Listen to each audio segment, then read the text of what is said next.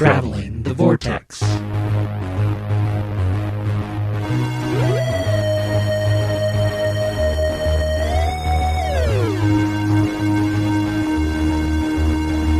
We've joined Lethbridge-Stewart as he discovers the usefulness of a fez in episode number 279. I'm Keith. I'm Sean. I'm Glenn. How are you guys? I'm good. Very well. Did you guys have your fezzes with you? Yes. Brought my fez today. It's really a handy little hat. I went running to the closet to pull mine out as I was reading. Did you guys have a good week? Yeah, not bad, but I can't think of anything that I did this week. I got a couple movies watched. What'd you watch? I watched The Kingsman. I did finish that. Okay, discuss. I really enjoyed He it. hated it, I can tell already. It It was super violent, but it wasn't super gory. So I don't know. I'd never seen a fight scene. I was enjoying it until the end, and then it just spiraled into silliness, and it kind of took me out of the story, and I lost it. So Really? I kind of like the silliness of it. I did too. You're weird. Keith liked it. I liked it. I liked as the weirder it got, the more I liked it. Then I watched Truth. what's that? That's the Robert Redford, Kate Blanchett, Oh. Dan Rather film. It was interesting. It was pretty good. It's not one if you remember the events, and I for the most part did, and if you find journalism, especially at that high of a level, journalism fascinating, you'll like the movie. About 8 episodes into Season 5 of Clone Wars, and 4 now episodes into Rebels. Season 5 is not as solid as Season 4 yet was so far, but I do like the stories. I'm in the middle of the Younglings story. I like the Youngling story. And Rebels, it just has been A plus since the beginning. So, Did you watch anything, Sean? Did you watch anything else, Glenn? Sorry. I don't think Didn't want to so. cut you I short. finally watched last week's episode of Game of Thrones. We kind of we watched it, and it was just kind of going along, it's doing its thing, and I had this moment where I felt oddly vindicated, because there've been jokes recently where all of the people who have read the books are now out of books. Yeah, they have no idea what's coming. So those of us that haven't read them are in the same boat now, and it's kind of like, yeah, you don't know everything anymore. And those of you who mainlined it, Glenn, all the way up to everything that was out, and then all of a sudden have to go week to week to week, I'm like, yeah, you're in the same boat. So I felt very happy about that for some reason this week. And Mel and I mentioned this off mic, but Mel and I have jumped into Season 3 now of Agents of S.H.I.E.L.D. Well, not jumped, we've caught up to Season 3 of Agents of S.H.I.E.L.D. So. Did you watch any movies, Sean? No, just did the TV thing. Well, should we move on to news then? Let's do it. Looks like the BBC is considering a rule change that could move Doctor Who out of its time slots. Glenn, you kind of know more about this than most of just us. from what I've read, it sounds like the controller at the BBC is succumbing to some pressure, both from, I suppose it's Parliament, and the other commercial channels over in the UK. It sounds like they're all belly aching because the BBC has some very popular shows, particularly Strictly Come Dancing, Sherlock, and Doctor Who, which draw in some very large ratings. And so the idea is to create a rule that would take anything that's popular out of prime time so that it doesn't compete with popular shows on other networks. And the idea behind that is because the BBC is a government-funded show, that it shouldn't be putting solid programming up against other networks that rely on advertisers for their programming. And as a result, if this rule goes into effect, they'll basically bump things like Doctor Who and Sherlock out of the slots that they're in now and put them in other slots that commercial television doesn't necessarily need to compete with. So, But commercial television competes with 24 hours worth of airtime. well, it does, but I When think are you not competing in commercial Well, television? but I think that the idea is, even here in the United States, we have what are called primetime peak hours, and that's where networks tend to put their most popular shows, because that's when people are watching. Because even though we live in a 24-hour world and we do have factory jobs and things like that, the majority of people still work a 8 to 5 job. And so the first thing you do when you come home is you watch the news, and then you watch primetime. And that's where all the television is, because that's where the most eyes are in front of televisions. So a lot of the networks over there, like ITV, they feel like they're unduly being challenged by a television network that is basically paid for by the government or by the people. Some of the arguments against this rule is the fact that somebody had brought up that with the BBC having very good programming, it really kind of forces the other networks to produce very good television. Yeah. So up your game, if you're going to compete against Doctor Who, put out something that is going to get more eyes on screens than even Doctor Who would. And so they think that that's actually a healthy challenge to the other networks. I agree with that. So that the programming doesn't sag or become stale or stagnant. Some of the other arguments against the rule is the fact that the people pay for the BBC, so they expect to get their money's worth out of the programming that's on BBC. And if that means putting it in front of in front of them in time that they could, a most convenient time for them to watch it, then it might as well be there. So there are both sides to the issue. It kind of echoes things that happen here, where commerce always feels like the government needs to step in and be babysitter. And I think I think it's stupid. Even though I don't think that would hurt Doctor Who to move it. I think you'll still get probably. It certainly would sag in ratings, because if it's not convenient, it's harder to find. It's harder to watch. However, I don't think that would suppress the quality of television that they're putting out. No, I don't think so either. And the BBC has to rely on those ratings to see if what they're paying for is paying off. Yeah, it seems all of TV is, whether you are governmentally funded or not, you're still going for ratings, because if your show is not getting your eyeballs, they're not going to make it. Yes. I mean, that's the bottom line of TV. And to me, not being in the UK, so I don't know how, I'm not as used to how everything works. It sounds like some people crying because their shows aren't good enough and people aren't watching it, and blaming somebody else instead of looking at their own product. Yep. It'd be like PBS saying, or NBC going to PBS saying, you got to move that show because you're getting too many people watching, instead of The Voice, which is, if you like it or not, whatever. But, I think you can use that analogy, but it's kind of apples to oranges. Since PBS doesn't get as much government funding anymore, it's mostly viewers like you. But yes, that would be the American equivalent. It would be. It's not quite the same, but I'm just trying to think. Only in England, I guess, does this constitute a real argument? I mean, let's be fair, only in the UK. Only in the UK. Since it was part of Ireland, Scotland, and Wales. Is it because Downton ended? Is that why they're so upset? ITV doesn't have any other show to put up there? That was their tentpole? Well, they're going to have Jenna Coleman doing that Queen thing. That should be coming up pretty soon, right? Or is that just a movie? It's a miniseries, but Yeah, see, they got plenty of stuff. Every little bit helps. Which one's doing Dirk Gently? Is that ITV or is that BBC? I think it's ITV. You looked at me, I don't know. What is it, Glenn? You have your finger on the pulse of this country's television viewing. No, because I always see that country's television years after it's been produced over there on pay services or DVDs. Let's talk Turkey. If this happens, if this goes through, how does this affect me? What's going to happen with BBC America in day and date?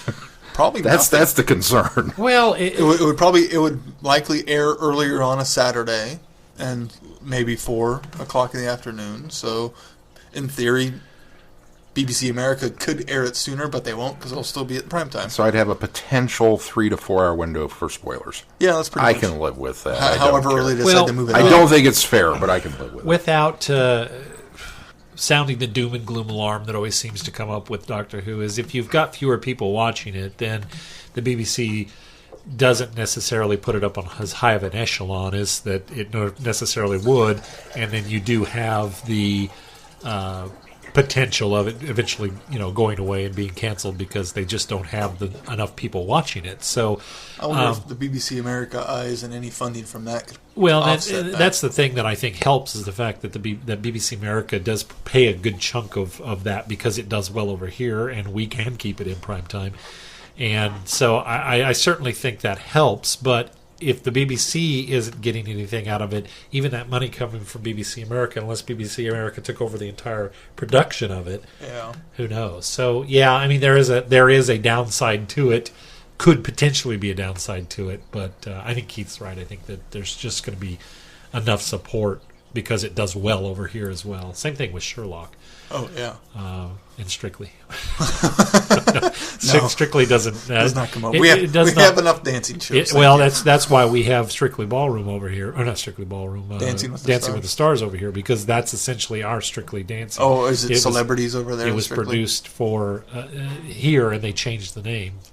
Strictly Come Dancing, I think, had a little bit too much of a British panache to it, so it became Dancing with the Stars. We dumbed it down for us. Well, Yeah, exactly.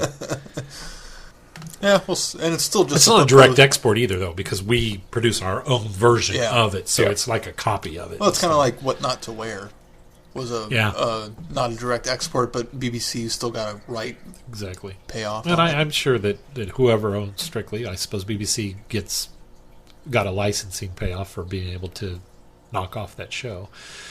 Because they wanted to parrot it as much as they could. Because what formula works over there, they're going to bring that formula when they over brought here. X Factor over here, it was literally the same show. Well, when they brought X Factor over here, it was American Idol. Well, yeah, but then later they brought actual X Factor over here. Right, exactly. So how come there's no copy of Doctor Who in the America? Well, there's the other conundrum there. If the British audience is no longer there, and they decide they have to produce it over here, what suddenly starts to happen? It becomes Americanized, and that could be, in my opinion, a danger as well. I would agree. I think it has to have that British foundation. You see all of these different memes and stuff as what if Doctor Who had been produced here, and they show all these different people that would have played the Doctor, and I look at it and I just cringe, and it's a whole list of people that I love, actors that I love, but I would never want them to be playing the Doctor, ever.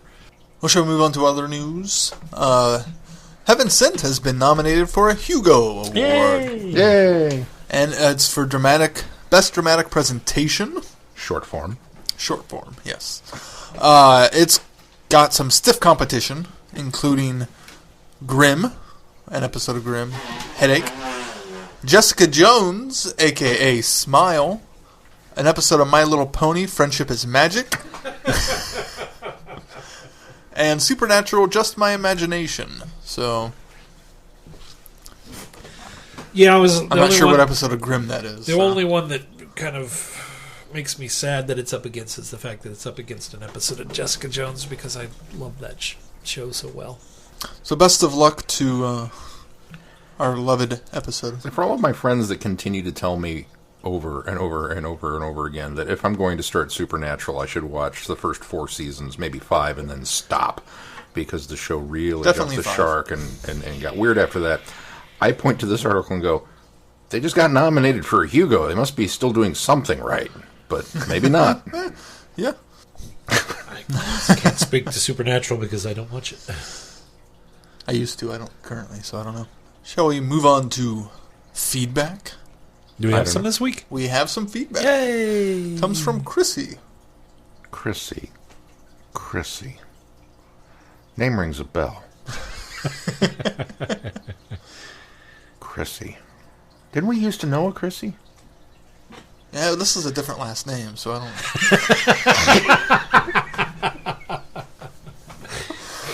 Oh, well, then it can't be her. This must be a new Chrissy, huh? She says, Dear Vortex Boys, been catching up some more with you guys this week. While I've been catching up, I realized that this week was your Beyond the Doctor for Christopher Eccleston. So, behind the scenes note, she sent this last week and did not come through to us and reached out to us, and so she resent it. So, that's why it sounds a little dated, but we still read it anyways. I have Netflix, and Elizabeth is on Netflix, and it's only 2 hours, so I can certainly watch it and get some feedback to you in time for this week's podcast. I enjoyed this movie well enough. It's not something I would typically watch on my own, even though I do like period drama. And with it also being the 400th anniversary of Shakespeare's death, it seemed right to watch something about the Elizabethan era. The costumes and set designs for this movie are phenomenal, and the whole cast is top-notch, starting, of course, with Cate Blanchett as Elizabeth. I was afraid that I'd only see her as Cate Blanchett playing a role, like I do often when I see movies with well-known actors, but she pretty much disappears in that part and becomes Queen Elizabeth. As for Christopher Eccleston, he was great as well as the other actors. Something I've noticed about the roles he chooses, he rarely the straightforward hero. He usually seems to go for roles where he plays the villain, or at the very least an antagonist to the main character. Which is what he's doing here. His character is pretty much against Queen Elizabeth, but it was just the politics of the time. Those sorts of things are hardly ever black and white. I also remember Eccleston's part in Heroes. His character there wasn't a bad guy necessarily, just kind of a jerk who wanted people to leave him alone. I wonder if that's why he took the role of the Doctor, somebody who is a hero and seen as someone good and moral, even silly at times. Maybe he wanted to try something new. But even then, the Ninth Doctor isn't always happy-go-lucky. He has his dark moments, but they don't last very long. Anyway, those are my thoughts. I hope you're doing well, and that goes for all your listeners too. And I'll see you in the Vortex. Take care, Chrissy. She brings up an interesting point that I hadn't really thought of until I read this. That we when we were discussing what Eccleston films to look at, and we kind of ran down the list, and I was going, well, he was the bad guy in G.I. Joe, or he was the bad guy in 28 Days Later, or he was the bad guy in, it's like, yeah, he does have a lot of bad guys in there. And maybe, as she points out, they're not necessarily bad guy, just people with a little bit more of a morally ambiguous compass. Self-interest, maybe, but... Antagonist, definitely. Yeah, definitely. Is a good description for him. Because I don't necessarily would put him as the bad guy of 28 Days Later. I mean, the bad guys are the rage zombies. Yeah. He's just an antagonist that they go up against. I mean, he's just kind of a stumbling block, really, at that point. Really. Because every zombie thing needs a stumbling block. Because the zombies aren't enough. You need a human stumbling block. We need to have a one guy who's got to screw it up. Yep. Let's be honest, we've all got that one guy at work.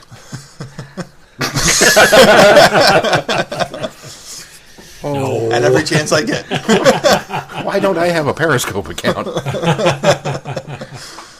Oh, Chrissy wrote in some more feedback. She says, Dear Vortex Boys, one more thing. I listened to Catch 1782 after I sent my last feedback, and I wanted to give it a short review. I really liked it. After all the huge, world-changing, save-everybody right now adventures, sometimes it's nice to have a story that features on just a few relatively small characters and their lives. The narrative is more quiet and intimate than other stories, which was fun to do after so many intense adventures. This is a fairly self-contained story that only affects a few people. However, when we get involved in their lives, we feel strongly for them and we want them to be safe and happy, even if that seems impossible. There really isn't an outright villain in this story. The situation is the adversary. Between the death of Jane Hallam and Mel's impromptu time travel adventure, that's where the conflict comes in. Plus, I think it's nice to see the Sixth Doctor worried over just a few people rather than a whole planet. Lets him show a different, more personable side of himself, which is something we often and rightfully praise Big Finish for allowing Colin Baker to do with the character. Also, if you're looking for more 6 Mel Big Finish stories, I highly recommend The Wrong Doctors. It's much later in the range, but there was a stretch where Bonnie Langford was doing other projects and wasn't available to do Big Finish. But when she came back and did this story, she was amazing. Without spoiling too much, this story does deal with Mel's first meeting with the Sixth Doctor, but not in the way you're expecting it to. I'm sure you'll get to it eventually. I just wanted to put a plug in for it, since you three were wondering more about Six and Mel audios. Okay, I am officially done for the week. Take care, guys. Chrissy. Thank you, Chrissy. Thanks, Chrissy. Always good to hear from you, Chrissy. Glad that things are going well for you. You had a chance to catch up some. Yeah. Of course, you can send us feedback on our website. There's a Send Feedback tab. You can also send it to feedback@travelingthevortex.com. We believe we have the issue corrected from whatever it was. If you are still wary and worry, you could also, in addition to feedback at Traveling the Vortex, you can CC it to travelingthevortex@gmail.com, and we will make sure we check that email address too. Of course, you can reach out to us on Facebook and Twitter, Traveling the Vortex and at Travel Vortex. And we should probably mention here at a good time, the May Goodreads Book Club book is Aramim, the Last Pharaoh. Is that the name of it? Yeah, The Last Pharaoh, by Ian McLaughlin. So it tied with the Royal Blood, and Holly did a coin flip, and that's the one that was selected. So Royal Blood will actually be... Will be June's. Can we demand a recount on coin flips and get to like 6 or 7 of them and initiate another tie? Is my question. Hanging Chads. I don't think so. I'm very excited to read it. It is May now, so you want to get your books out. Yes. Got plenty of time to pick up a copy and read it. You also still have plenty of time to finish April's selection, if you have not done that as of yet, because we do not have it on the schedule until next week. So you don't have plenty of time. You have an extra week, but 1 week. Did you finish it? I did finish it. So if you haven't started it. If you haven't finished it, you just started it. 16% in. All right. 2 chapters, Sean. 2 chapters. Oh, which part is that? Yeah, if I know how many chapters are in a book, I can tell what percentage he's done. It's the whole page. Next time you guys come to me and ask me, so how's Agents of S.H.I.E.L.D. going? I'm going to say I'm 16% through season 3.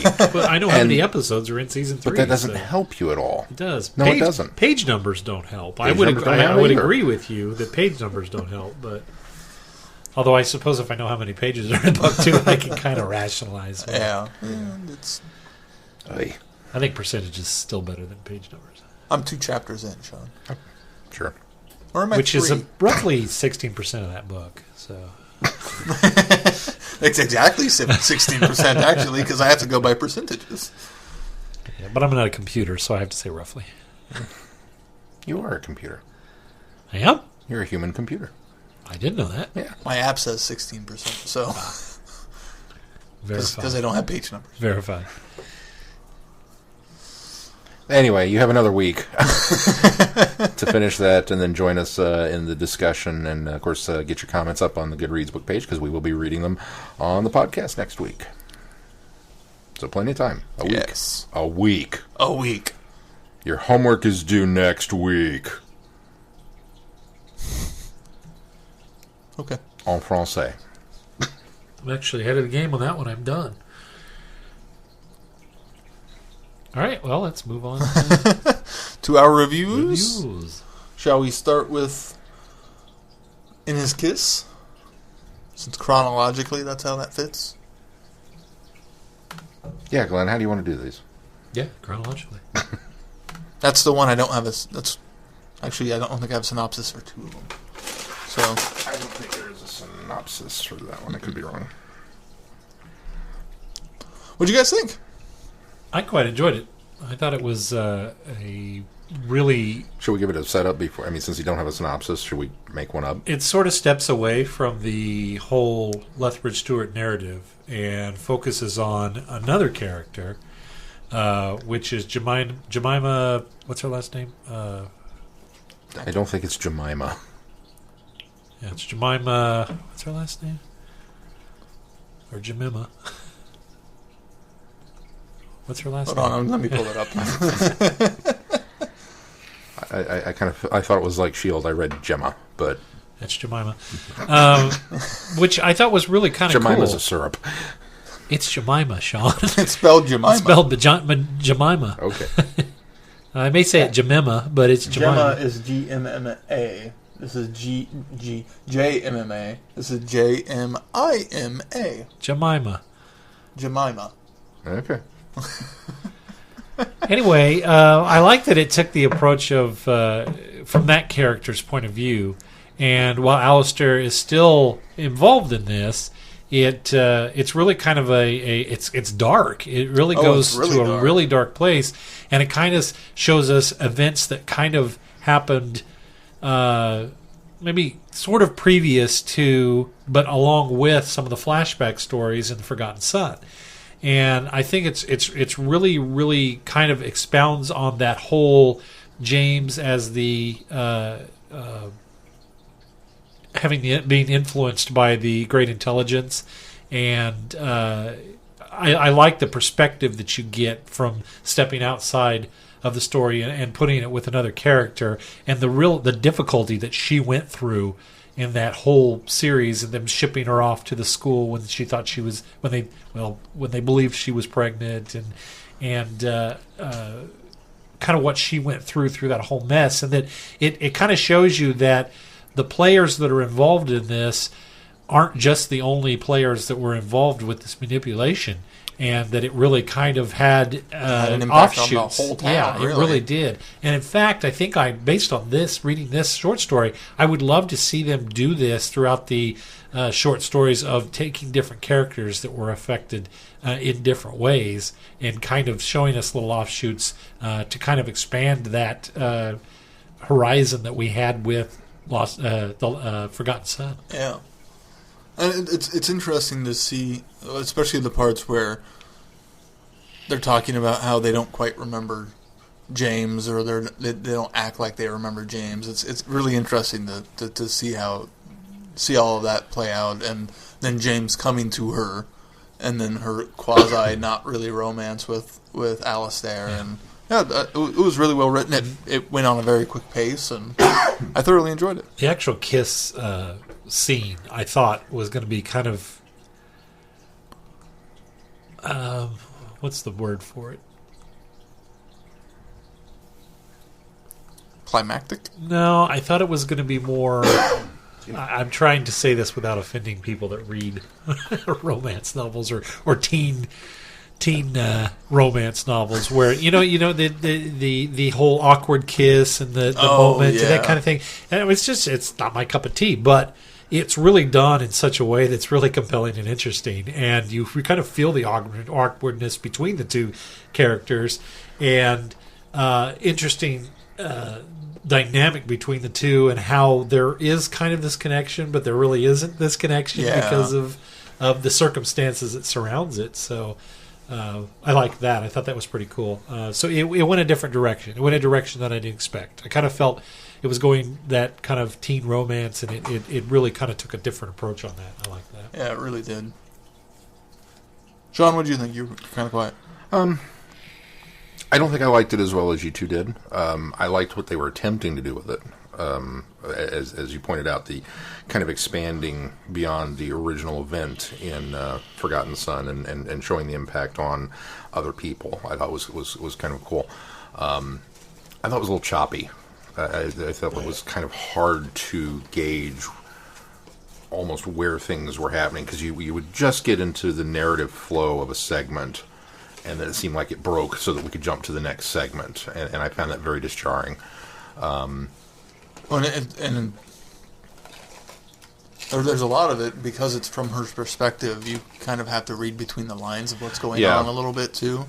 Yeah, and it's very, I don't know, maybe I'm at a disadvantage as well, that it's been long enough since I read Forgotten Son that I was kind of struggling initially to where do I slot this and remember with which sequence of events. And it's not a lot of it. I mean, it's just enough to, as long as you've read the story or the novel, you're fine with the story. You know, it's not like it's a brand new character. Yeah, right? It's not like they're calling back to that one chapter that was so important. So, I think Jemima is mentioned in Forgotten Son.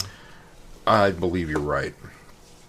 Because she's the one that they wouldn't let come with her for the boys' fort. Yes. Yeah.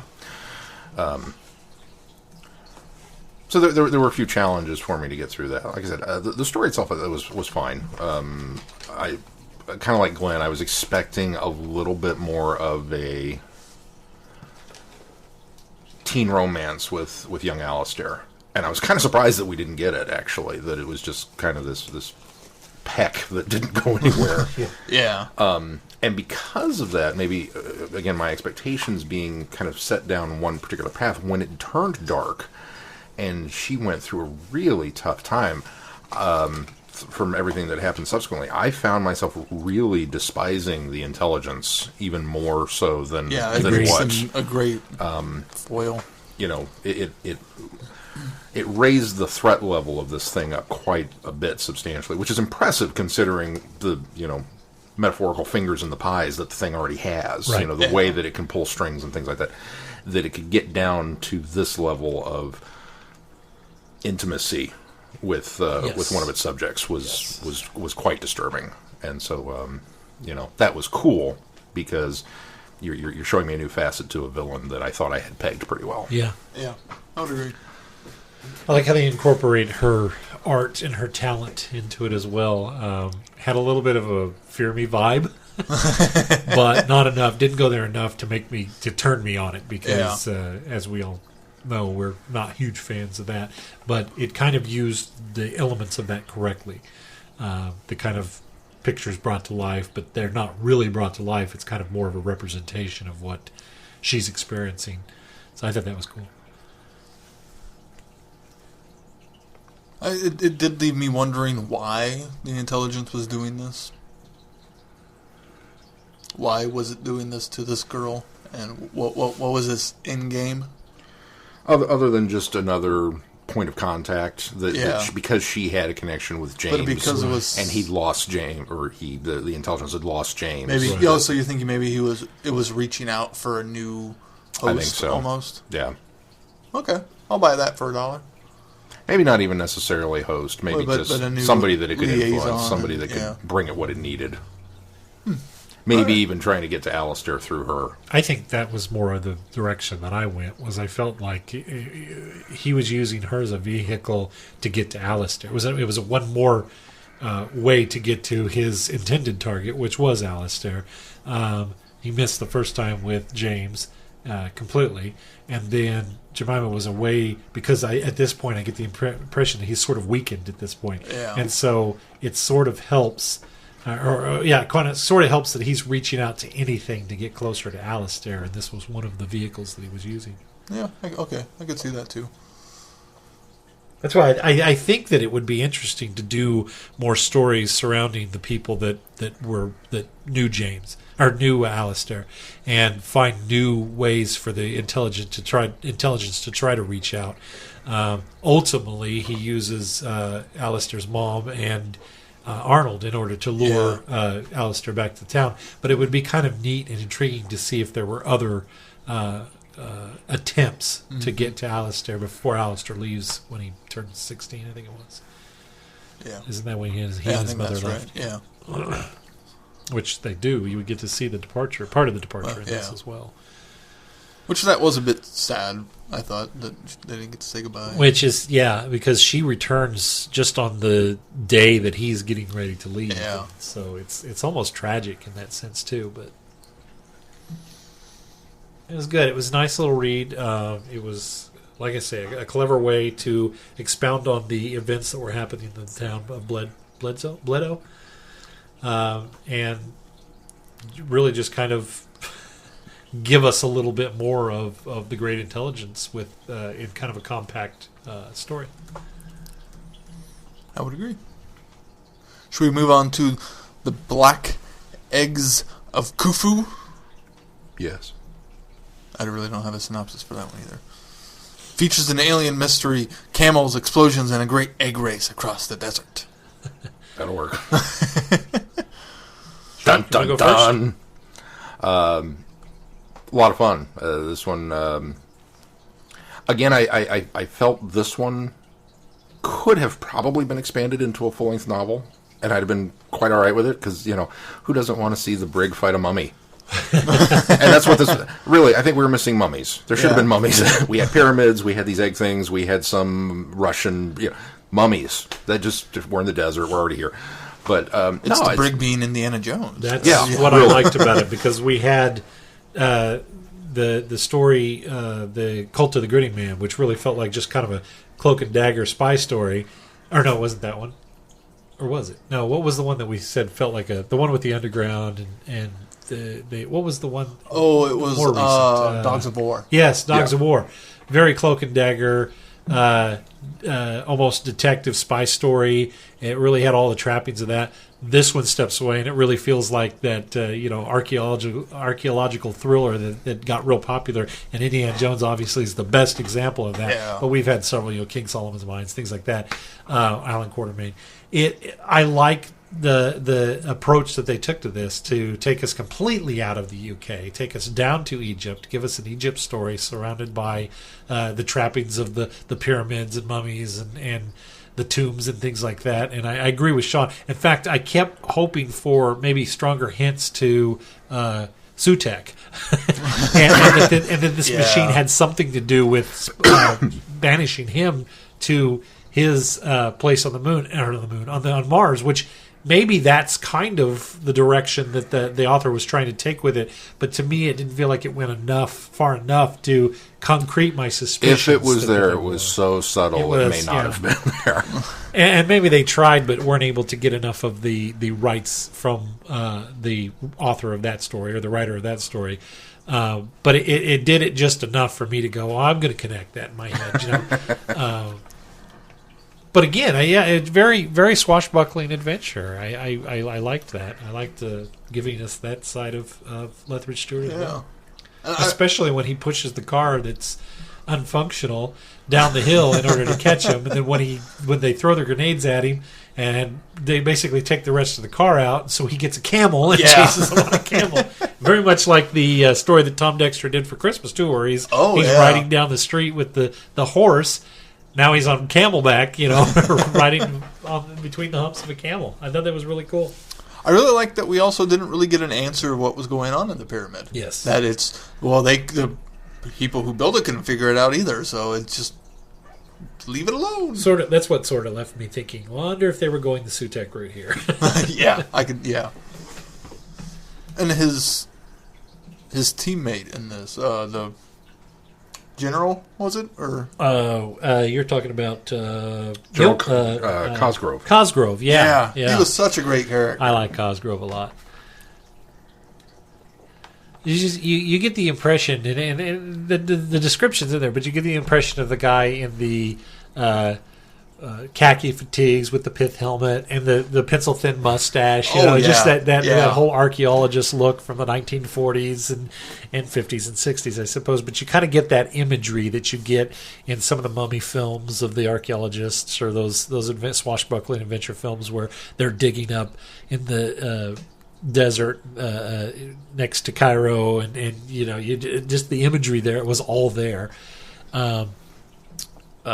I like how Alistair plants the suggestion to the Russians' henchmen that, it doesn't matter what happens to me. Essentially, he's got the power. You're kind of next. So he kind of plays the henchman off the other guy, and I thought that was kind of a clever psychological ploy in order to get out of a situation that they had been placed in, too. That was pretty cool. And it's interesting, too, because it's so... On both sides of this, it's so very much not a brigadier thing. It's not. It's the Alistair is one of those guys that just, he's trapped in the situation. Man, if only I had a gun. I mean, that's what he's thinking. But at the same time, I think it's very much something that would be in his wheelhouse. It's something that he could pull off. It's something that he would think to pull, especially if he's had an encounter or two with a certain time traveler by this point in time. He may be adding things to his repertoire and playing bad guys off themselves. Although you say a couple times, I still get the impression that he's only met him once, and that was during the invasion. Nothing led me to believe that this was further down the line and had encountered him again. Not yet. Yeah. But familiar enough with the stories too, because he's by this time learned much about more encounters that the doctors had with. He was in. No, he wasn't. Yeah, well, Web of Fear. That's what I'm talking about. That. Oh, you said the invasion. No, the London invasion. But I meant the London invasion. We're not up to the invasion yet. Yeah, the London event. Right. Yes. Well, and considering the 4 novels we got of Lethbridge-Stewart, it feels like a natural growth for the character for him to do that based off the events from the previous 4 novels. I think. I would agree. Yeah. Because this is set between the 2 series. So he's already had his gun moment and mutually assured discretion. And Yeah. Yeah. Domination. or domination. Ah! One day I'll get it right. The series as a whole, all of this, and I'm not doing a wrap up here yet, but because we still have one more story to review, but the series as a whole just continues to mystify me in the sense that it knows what it is and continues to expound on that. You know what I mean? Yeah. And by that I mean telling a lot of different stories that still stay in the same range of where we started with Forgotten Son, and being able to expand on that and give us different takes on the character while staying true to the Lethbridge-Stewart character. And I think that so far it works, and it works again putting Colonel Lethbridge-Stewart in a completely different location, but still giving us the Lethbridge-Stewart that we've grown to know and love, both in the Lethbridge-Stewart series itself and without deviating from anything we know of the character from the television series as well. And they continue to do a good job, and this one still continues. I do like the fact that Lethbridge-Stewart's grown enough now that he's not surprised by the things he's coming across. And he doesn't seem to be as naive or quick to or skeptical about things that are happening. He's more ready to accept it. He still kind of is very judgmental and looks at it with a skeptical view, but he is ready to sort of accept the fact, okay, well, these eggs, he figures out where the eggs go in the ceiling for that. Obviously, this powered a machine of some sort. So he's much more accepting of the fact that there's more out there, and based on the encounters that he's had up until this point, which leads us to the reason why he's tapped to be the head of unit eventually as well. So I think they were just Egyptian light bulbs. He just screwed them in, and he did. He screwed them in. The lights came on.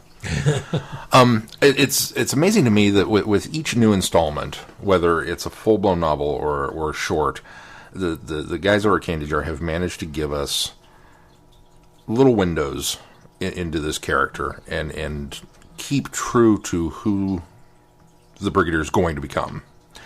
And you talk about how he's becoming more accepting and he's understanding that, and that's a really dangerous one, because when he officially gets the Third Doctor as his scientific advisor, there's a lot of times that the Doctor says, "Well, it's obviously this," and the Brig stalls. He's like, "Nah, this can't be that, really." So they have to have this whole, "Will you just trust me?" "Oh, all right." And fairly quickly, the Brigadier does. He gets to that point where he just, "Okay, you say it's important, we're going to go do this." And as we were just watching in Ambassadors of Death, when he shows up at the space complex and then says, "I need this equipment so that I can build a transmitter," and the Brig's like, "Well, most of it's in Japan, I'll get right on it." Doesn't ask really, okay. Which is pretty early on in that run, and too. it is pretty early on. So I like the fact some that of it depends on the story. Let's be honest here. Yeah, well, that's true too. Is it required for us to have this big discussion before we get to the meat of it? Yeah. How many parts is it? Okay. But I like the fact that they're moving him from, what essentially is the obstinate military mindset roadblock that we get in a lot of Doctor Who stories, into the character that we know and love. And they're, opening his mind just a little bit more. But like I said, you have to be careful with that, because you can't blow it completely open and have him become accepting and the Brig that we know and love, because, well, we haven't quite got to that stage yet. The other thing that I like about the way they're doing these is that they're smaller adventures, maybe smaller in scale, but they could still have fairly wide-ranging global impact. This is, this is stuff that could be potentially disastrous if the Russians had gotten a hold of this particular egg, or if they had figured out how to work it, or if the Dominators had actually. Well, that's what's nice. I guess that one actually there was some world-bearing events in that one, and that's what's nice. That's what I like about these stories, is that we save some of the world-ending events for the television show, and we get the events that builds the Brig's character. molds him to be who he's going to be. It's almost Torchwood Light that we're dealing with an event, and it does have these either supernatural or extraterrestrial origins. And when it doesn't have such huge scope, it's easier to buy as a story, especially considering when you have such big scope and such big threat, you kind of wonder, well, where's the Doctor and all this? Because he normally shows up for these sort of things. So when it's smaller scope, you don't have those thoughts, and then it's just, I don't know, it's just easier for me to swallow. Well, and not to mention, by having the localized events, it also helps with the narrative of history as we know it, because as we know, when the London event happens, they have to do a lot of backselling that, it was just a localized issue. We had to evacuate the city, but everything's fine. We got it under control, so that nobody knows that there's this alien threat that's looming over London or looming over Earth. And so if you continued to make the events so big that you had to continually backspin or put the spin out there as to what's happening, then it would be really difficult to rail that in. So by picking and choosing these little localized events that don't necessarily affect everybody on the whole, it's still able to keep the story constrained and keep it on a track where it's very hush hush. Not a lot of people can know about this. It's still super secretive. So we have to keep it away from the public. Dominators. It had big scope consequences if they didn't stop them, but the people involved there's so few people that not enough people found out about what actually happened. Right. So there's a nice balance to be made too. I know this one. It was just kind of cool to see the Russians show up. Yeah, It's as an American, it's so very tropish to get a Russian bad guy in all of our cinema for years. It was always, especially during the Cold War. Russians this, Russians that. That was very true to the UK as well, because but it wasn't until you saw something like a Bond film where they had introduced more at stake, though, because they're so much closer. They're within missile range and everything. So the Cold War certainly probably had if not as much of. I think there was a lot more boastfulness between our nation and their nation, but with the UK being so close to the cusp of that, there was probably a different dynamic from them that was just as impactful and as effective. So I would agree. Yeah. And like you we'll said, get more Russians, I'm sure. They always make great movies.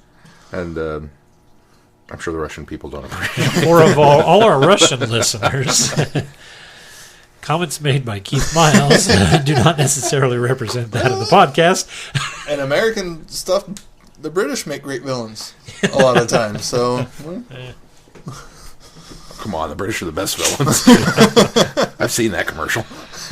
And they embrace it. I like the fact, like you said, that this is one of those.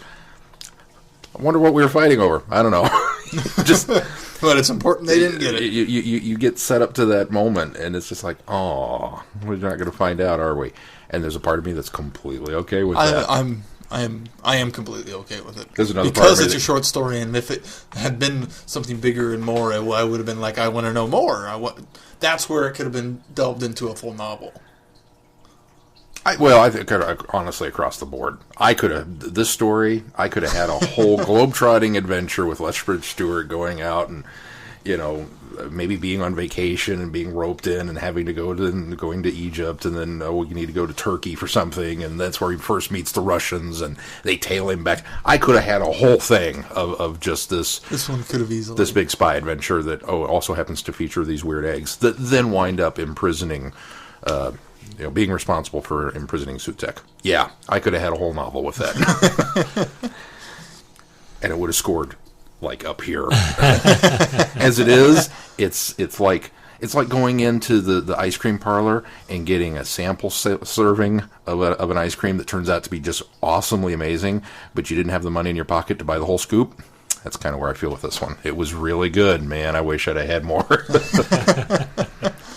So I wonder when Tom Dexter's... Has he written a full-blown novel yet for Lethbridge-Stewart? Yeah, not for Lethbridge-Stewart. I want him to write one. I think I have on good authority.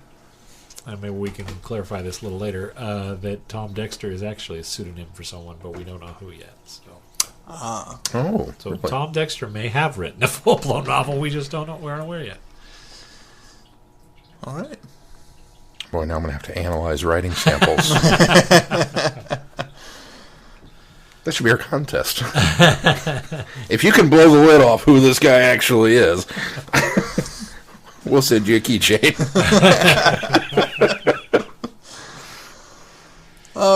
Shall we move on to our last short story in Let's this? do it. Enfolded Time. I think this was my favorite of the three. So you don't have a... No synopsis. Well, for the this synopsis is for the whole Havoc Oh, Files well, book. then you didn't have a synopsis for this either. So, It includes a brand new, never-before-published story that deals with a dating issue which plagued much of Lethbridge-Stewart time in Doctor Who. That's what I got. dun, dun, dun! I don't have a big enough dun, dun, dun in me at this point. How Andy crafted this story is just brilliant. And how he explained the time issue is just absolutely brilliant. It takes... So I have to set this up. So we did with the older Lethbridge-Stewart after Maud went undead, the events of Maud went undead. And he's basically kidnapped by aliens and put in a room with other versions of himself that these aliens have also kidnapped. Because a certain time traveler who shall remain nameless, although we all know who this is, has mucked up the timeline inadvertently just because he's parked there. Just by being there, just because he's left the TARDIS parked on Earth during this time period so much. And time has become enfolded, if you will, so that 20 years worth of events have happened in a 10-year span. And I just lost it. I was fist pumping and jumping around in my bedroom as I was reading this, going, he fixed it! He fixed it! Oh my God, he fixed it! Because it's what I was saying. We've talked about this before on the show, that, the unit dating years. And it's become a joke. It's become one of those things that they even make fun of it on the show They itself. make fun of it. And fans fight over it. And they think they get something worked out. And everybody goes, well, let's do it this way. And everybody goes, yeah, that's a great deal. And then somebody goes, yeah, but then Sarah Jane says this later. And it's like, oh, yeah, that doesn't work. So then they come up with a new one that kind of incorporates this and this. And it's like, okay, yeah, that works. Yeah, but then Maud Went Undead happens, and that takes this into account. It's like, oh. Nobody, to my knowledge, has come up with kind of an all-inclusive fix. It's either you have to assume that this character didn't know what they were talking about, or that this is okay. And I don't like any of those. I don't like thinking that, Sarah Jane doesn't know what year she comes from. That's just that doesn't work for me. And so to be able to put it out there and do it in such a way that as you start with this book, again, you kind of have no idea where it's going. You have no idea what's happening almost. Lethbridge-Stewart apparently has a son. We get a couple of name drops to, the previous relationships and Kate, and that's kind of cool and awesome as a fan. And then he meets the kid, and then whoosh, he's off on alien land with domes and duplicates and other versions of himself, but they're actually all him, having him discussions. And it was cagey that we got young Colonel that we've been familiar with from the Lethbridge-Stewart books, and we got... It was even earlier than that, wasn't it? It was just after the London event. Yeah, he was. Yeah. But he was Colonel. So Yeah. he was right. And then we got Brig, and then we got School Teacher. So the three periods that we as Doctor Who fans are familiar with in his life are represented here in this conversation, kind of filling in the blanks of what's happening. And I kept reading, and I read a little faster and a little faster and a little faster. And I was like, I don't understand this. I don't understand where he's going. I'm just confused. And Because they're naming things and dropping dates and changing dates. And yeah. What? Why does everybody have... And I'm trying to keep it straight in my head, and it's just like, ah! And I just plowed through it, and then all of a sudden the alien shows up and goes, this is what happened. And I went, The Accord. The So I guess Accord. the Yeah. Accord. I like it. I like it. I kind of put him now in there in the the mythos of the elementals or the guardians. They're kind of on that level of just you quite can't place them as a specific species because they are just on almost a different plane or different level. Well, just the technology alone to be able to pull off having a dome of 20 versions of each human on Earth. Within a 10-year time span. Within a 10-year time. The logistics of being able to pull that off, okay, you're not the Shadow Proclamation. You're kind of a couple notches above these guys. The Shadow Proclamation is a police force, though. Maybe not quite an elemental, but close. Yeah. I mean, and I genuinely hope that they will be fodder for some book down the line that we haven't seen the last of them. Well, I love that they're not an adversary. That their motivations is they see the Time War coming. Yeah. And they're fortifying time. Wow. Yeah. What a great way to bring it also to Nuhu at the same time. The interesting thing about the Accord, about this story, is that Lethbridge-Stewart continues to lead on that he's skeptical of them. He's suspicious that they're bad. He's seen enough, because by this time we've got the 1990 Brig, who is the school teacher, and he's seen enough things in his tenure, encompassing Doctor Who and Lethbridge-Stewart now, that he's very suspicious as to what the motivations here are. And he continues to do that right up until it really takes him a long time to be convinced that they really are doing something for good. Mm-hmm. And he mentions that he's met, aliens that have been basically trying to do things for good, but it's always outweighed by the number of beings that are trying to do something bad. Yeah. And so I thought it was really kind of interesting that Lethbridge-Stewart still maintains that defense of, is this really what's going on here, or is somebody going to pull back a cloak and I'm going to see what's really, really bad here? And so I think that Andy sort of steps into it that way really well and convinces me that, okay, the Accord really is a good thing and they really are trying to fix this. And I think we have a little bit of that suspicion going into it, knowing especially that we knew that this was going to fix some of the, or be an attempt to fix some of the unit dating controversy. Or at least an explanation for it. And I think Andy does a great job. I thought that I was the same way. Going through that whole conversation between the three versions of the Brig, I kept thinking, oh, yeah, okay, these are numbers that, to be quite honest with you, every time unit dating comes up, I always avoid the topic. And the reason being is because, number one, my mind memory isn't as steel trap as some people that know all these details about how Sarah Jane mentions in Pyramids of Mars that she's from the 80s, so she had to have been of a certain age when she was with the Fourth Doctor. That means that would have taken place in the 1970s when the TV series Real Time shows. But if you go to Mulder and Undead, where he talks about retiring at a certain point, then it doesn't match up with what happens in the Five Doctors when the second Doctor comes to see him when he's retiring at that point, and then that pushes everything back because then it's even stated in The Invasion, I believe, that it takes place in 1979. So I've always just kind of stepped back and said, okay, I think Terrence Dix took the approach of you just don't mention it. Yeah. And so that's always been my thought on that. But then again, I'm also one of those kind of guys who wants all his ducks in a row, and he wants all of his things to connect, and he wants everything to fit in. I'm going to have Andy now write a story. I'm going to commission him to write a story I'll take care of Shaka Doctor, but I want him to write a story that fixes all of those wonderful TV action comics and TV and all those wonderful things that I think should fit the universe as well, because I want all of my Doctor Who to exist in the same universe somehow, even if you do some clever maneuvering like is done in this story. And so I was very, very, very pleased with the resolution of this, and being able to have the three brigadiers have the conversation and kind of catch the reader up on where the problems are, simply catching the reader up. You don't have to go to Mulder and Undead. You don't have to go to Pyramids of Mars. You don't have to go to The Invasion. You don't have to go to Web of Fear to find out where all these dates are.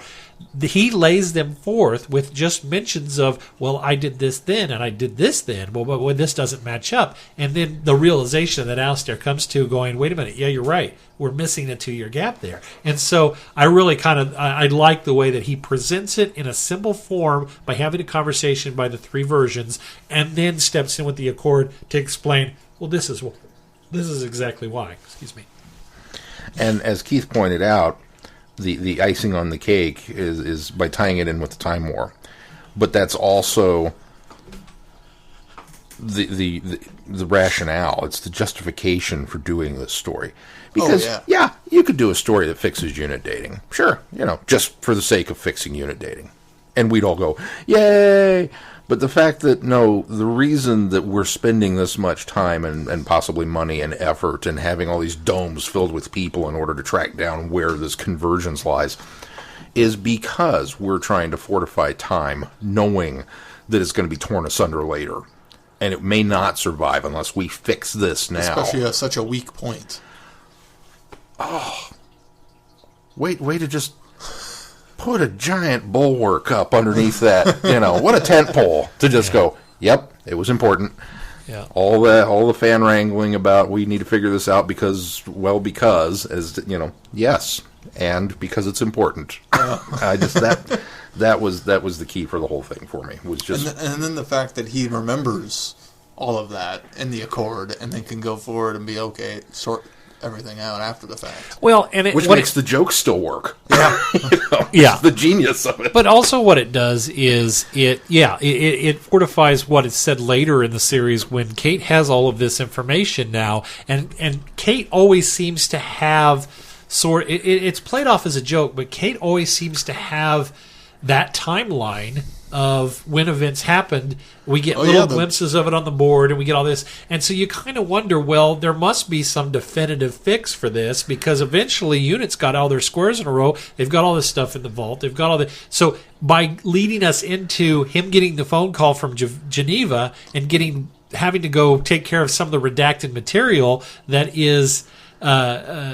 wrong or showing some inconsistencies, he realizes that, okay, I've got to get unit back on track now as far as how these events all work together. And so he kind of leaves us with the idea that the unit we know now today is fixed because he steps in, because now he suddenly remembers all of this things that the Accord is fixed. He's able to go in there and kind of reroute all of the information that needs to be in the right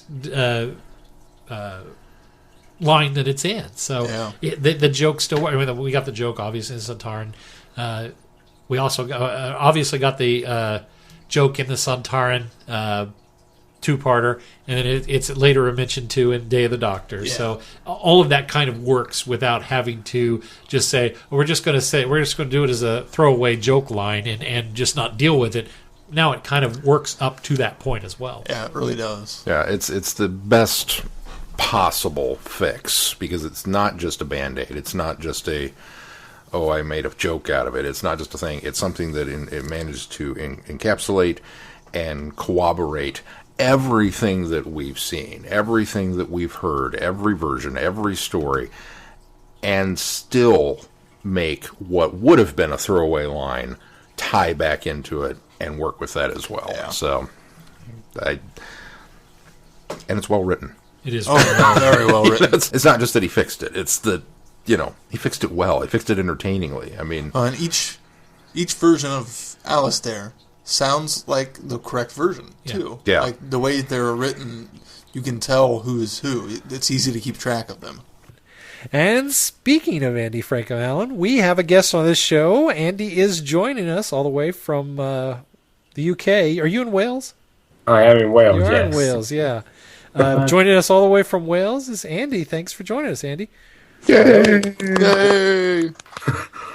Well, we're talking a little bit about unit dating this week, and we just finished reviewing your short story in the Havoc Files, which is the newly released The Enfolded Time. And it brings Lethbridge-Stewart together with, Lethbridge-Stewart and Lethbridge-Stewart and Lethbridge-Stewart and introduces, I think, is a new entity, right? We've never had the Accord before, right? No, never. So we wanted to talk a little bit about unit dating, and I think first of all we're going to sing your praises on this story because we've all given this a wonderful review. We all really, really like this, and first of all, I think it goes a long way in kind of tying up the ends, or at least kind of enfolding everything into itself. Hey, I think it does a good job. Saw what you did there. Yeah. I think it does a good job of filling that gap that I think everybody's been real hesitant to kind of delve into and try to figure out a way, and I think this nicely does that. Yeah, that's the thing, isn't it? Lots of people have sort of dipped their toe in unit dating, but nobody's just said, you know what, let's try and work this out. And of course, as I'm sure you know, when people do try to work it out, they ignore certain things that don't fit, because there's no way to make it fit without it being contradictory. There really isn't. So I thought, what the hell? I did it. That's what's so brilliant about it, is you did it, and it's done in such a way that it makes sense and is rather simple. That's what I figured, because at the end of the day, like when I was talking to, I'm going to say my Sean, but that sounds really weird. My Sean explained to him the concept a few times, and he's like, oh yeah, that's perfect. I goes, yeah, because the whole point is you cannot tie all this evidence together, because there's always something that contradicts. Always, absolutely, every time. And I figured the only solution is that it does contradict. That's kind of the solution, because you cannot. And I know, and I'm sure there's thousands of fans out there who deep down know it cannot all fit together. You know, so I thought, why not make that a virtue? So it's what I did. And apparently quite well. It does. It works real well. And, well, I think it was something I read about. Terrence Dix always said that he didn't put dates in any of the stories that he wrote. And the reason being is the fact that we start off, I think is it The Invasion or is it Web of Fear, where it is actually dated. And they say the date. And so what it does is from there on, when you're writing stories in the 1970s that are supposed to be taking place after this event, it really doesn't reconcile itself. And so Terrence always said, well, we just won't say the date. Nothing that I write will have the date in it, so you can't pin it down. Yeah. And then Modern Undead comes along later and messes all of that up. A little bit. I think Pictures of Mars does it first. Yeah, because Sarah says she's from 1980s. She's from the 1980s. And a lot of people, a lot of fans still come up, oh, she's rounding up. And I'm like, honestly, like for you guys, if you guys were to say, oh, I was born in, they're like, when you're born, you're going to say, oh, 1970. But really, you're born 72, 71, whatever. You're not going to round up and say 1970, are you? Right, exactly. You know, if you got listed from time, you're not going to say, oh, I came from 2010. So you mean 2016? Oh, no, I'm rounding up 2010. Who says that? Doesn't quite work. Seriously. Huh. Especially a journalist who's all about accuracy. Oh, yeah, exactly. Oh. It's Brand being a fan. So you got to thinking about writing this book. How long ago have you been? Obviously, unit dating has been bugging us for years. But how long ago did you kind of sit down and say, "Well, wait a minute, I think I do have a way to kind of shore this up"? I've had many ways over the years, but I always did what so many did, and it's like, I just ignore that bit because that doesn't really make sense. This one, though, I guess about mid through last year. Because originally it was going to be a novella. It's going to be much longer. I was going to really go into the whole bit of when he wakes up in this strange world thing and he'd be surrounded by what he thinks are clones of himself. And I was going to explore that a lot more before we got to the solving of the mystery and really build up the mystery of what's actually going on. But then we was doing it fast. I was like, now is the time to do it. But obviously I don't have the time I'd need to write a novella of it. So I was like, okay, if I condense it to the core elements, then I can still get a nice short story out of it, which is what I did. But I think about half through last year is when I thought, this is pretty much a solution, I think. And if this can go through the entire fandom, then it may eventually become the official solution. which would be pretty cool. I think we need to start campaigning now. Absolutely. Yeah. So purposely, and I'm sure you know because you guys obviously watched the new series, several times they've mentioned the whole dating protocols for Unit now. It could be the 70s, it could be the 80s, depending on the protocol. So that's why I deliberately made the last line of Enfolded Time saying, right, we need new protocols. Because, thank you, Moffat, you give me a nice in there, so I might as well use it. So Well, we were talking about how this not only goes back and fixes that retroactively, but you do nicely lead into. I mean, they've made jokes. The Sontaran two-parter, can't remember the Sontaran Strategium, and what was the other one with the atmosphere? Poison Earth. So. Right. They made, I think the 10th Doctor makes a comment about was that the 70s or the 80s? I can't remember, or something like that. Yeah. So they mentioned it there in the new series, and then as you said, it's mentioned in, I believe it's Day of the Doctor, when she's talking about unit dating protocols. It's mentioned in Death in Heaven too, I think. It might have been. Well, it's been mentioned a few times since. But we just talked about how it was really nice that this kind of leads up and leads us into sort of, with Lethbridge-Stewart obviously getting the call about the discrepancy, and him realizing, okay, he's just now remembered everything that the Accord has kind of told him and or informed him on, and so for him to go forward and be the one that kind of is the one that sets up those protocols is really kind of a nice tie-in for a bridge from the old to the new. Well, yeah, for sure. I mean, if you're going to bridge anything, then obviously you use the only man who's there to do so, really. Since I can't use Sarah or anybody else, because that would have been ideal, because obviously it's a tough one, because like we kept saying, if it works, then we need somebody outside the problem to see it. And that became the real complicated bit to work out. So I was like, well, if I take him out of it, then maybe you can see it. Because, if you're going to bridge it, that obviously makes sense. Bridge it with the only one who's actually around for the entire thing, who's, poor guy, got a very, very mixed up life now, thanks to the fact that Ian Chesterton wasn't available for More Than Undead. If that had not happened, then we would have been fine, It It's really just kinda that William Musk wasn't free, and then it's like, we'll just make it a Brigadier. All right, then. Thanks, JMT. So you said you had some ideas in the past. Did anything stick in your head on besides bringing in this Enfolded Time idea? Do you have anything that you kind of got there near with that didn't quite work out? Well, I did write this short story for one of the old short trips when the BBC Books were doing them, called Worlds Apart, which had Brigadier from the main timeline ended up in a parallel version of a history where it turns out that More Than Undead was in a parallel timeline, which, and Doris and blah, blah, blah was all in it. Proper fanish moment.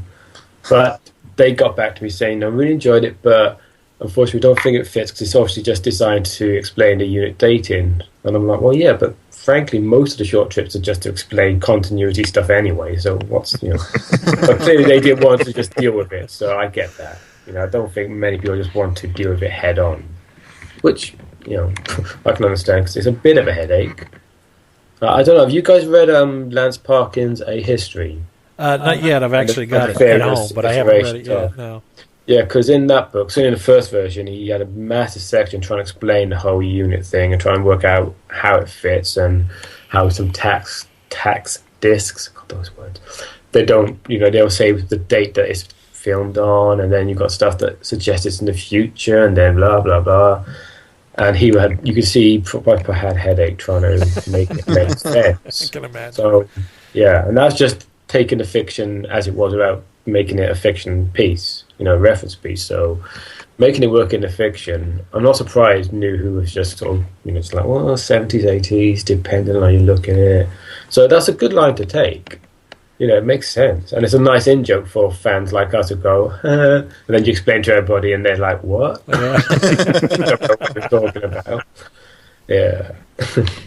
But yeah, Enfolded Time, obviously, it was one for the fans. If you're not a fan, then you'll be like, I have no idea what you're on about. Yeah. But Keith, real people know now. So Keith and I just watched Ambassadors of Death for Friday Night Who this week. Good story.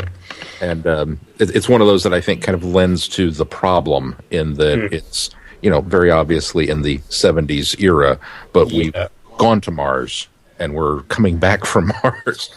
And we've got a reporter telling everybody, yes, we're on the way back from Mars. So you start to throw out things going, well, it's not a secret mission. It's not a this. It's not, I mean, how do you... And it's one of those things that this kind of very nicely hand waves that away and says, yep, took care of that too. Yeah. Well, the interesting thing is, Sadie's book, Moonblink, which obviously is out soon, which is waiting on printers and that, that kind of touches on it a little bit as well.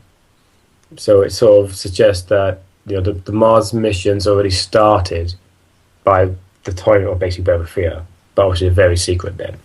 And the Brigadier in this story, well, Brigadier, the Colonel, this is when he first hears about them. He's like, "What? We've got probes going to Mars? I mean, what's all this bit about the moon landing then? What?"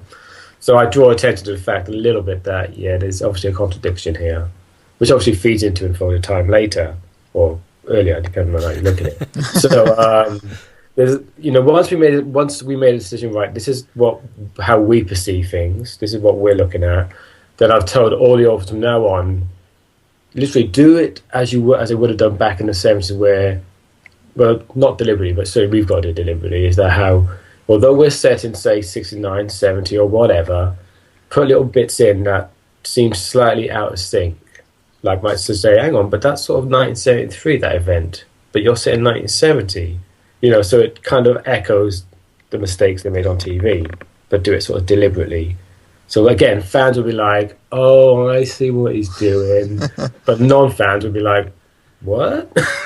But won't get any less enjoyment out of the book because they're really solid stories, and even if you don't pair them to the Doctor Who universe, they stand alone and they tell their own cohesive story. So it won't matter, but the fans will get those little nods to the inconsistencies. It's not in your face. It's a little subtle thing where they may be reading a paper about a bombing in London, and people who know their history will be like, "That wasn't 1970," but it won't matter because it doesn't affect the story. Right. It's just a little thing just for the bigger picture, if you like. So that's kind of fun to do. Some of the authors are like, "Wow." I said, just go with it. Don't worry. There's a worker who won't. Anyway, enough about me.